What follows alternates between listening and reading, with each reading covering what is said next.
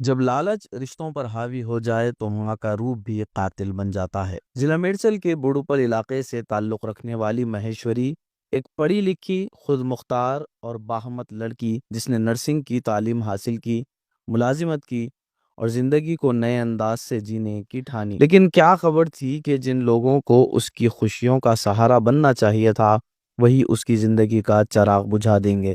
ضلع میڈچل کے علاقے بوڑوپل سے تعلق رکھنے والے بینا نائک تقریباً 30 سال قبل شادی کے بندھن میں بندھے۔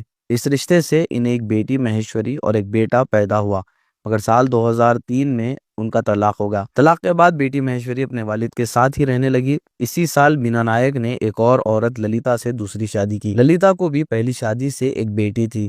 وقت گزرتا گیا، مہیشوری نے BSc نرسنگ کی تعلیم مکمل کی اور ایک پرائیویٹ اسپتال میں ملازمت کرنے لگی۔ ملازمت کے دوران ہی ایک نوجوان سے اس کی ملاقات ہوئی اور جلدی دونوں نے شادی کر لی، لیکن افسوس یہ رشتہ زیادہ دیر نہ چل سکا اور نوبت طلاق تک آ گئی۔ بینا نائک اپنی بیٹی کے مستقبل کی فکر میں تھے۔ وہ چاہتے تھے کہ مہیشوری دوبارہ شادی کرے اور ایک نئی زندگی کا آغاز کرے، اس لیے انہوں نے بوڑوپل میں اپنی 2 جائیدادوں میں سے ایک گھر مہیشوری کے نام کرنے کا فیصلہ کیا تاکہ وہ خوشی سے اپنا گھر بسا سکے۔ لیکن اس فیصلے نے للیتا، جو اس کی دوسری بیوی تھی بینا نائک کی، اس کو پریشان کر دیا۔ اسے لگا کہ جائیداد اس کے ہاتھ سے نکل جائے گی اور پھر ایک ایسا گھنونا منصوبہ بنایا گیا جس نے انسانیت کو شرمندہ کر دیا۔ للیتا نے اپنے بھائی بنوت روی، جو کہ CRPF کا جوان بتایا جا رہا ہے، اور اس کے ایک دوست ویرنا کا ساتھ مہیشوری کو قتل کرنے کی سازش بنائی۔ 7 دسمبر 2024 کو جب بینا نائک کسی کام کے سلسلے میں گھر سے باہر گئے تھے، اسی وقت ان تینوں نے مل کر مہیشوری کو بے دردی سے قتل کر دیا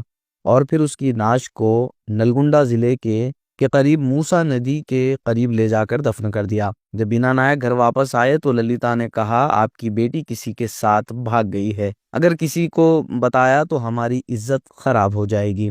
بینا نائک خاموش رہے، لیکن دل میں ایک بے چینی تھی جو بڑھتی ہی گئی۔ 4 مہینے گزر گئے مگر مہیشوری کی کوئی خبر نہ آئی۔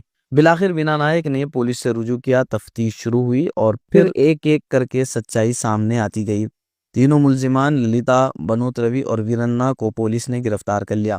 انہوں نے اپنے جرم کا اعتراف کیا اور اب وہ ریمانڈ پر ہیں۔ مگر سوال یہ ہے کہ کیا ایک بیٹی کا قصور صرف اتنا تھا کہ اس کے والد اسے ایک گھر دینا چاہتے تھے؟ کیا جائیداد کے لیے انسان اتنا گر سکتا ہے کہ اپنی ہی سونتیلی بیٹی کو مار ڈالے؟ کیا رشتے، محبت اور اعتماد سب کچھ لالچ کے سامنے بے معنی ہو چکے ہیں؟ مہیشوری اب اس دنیا میں نہیں رہی، لیکن اس کی خاموش چیخیں ہمیں جھنجھوڑ رہی ہے۔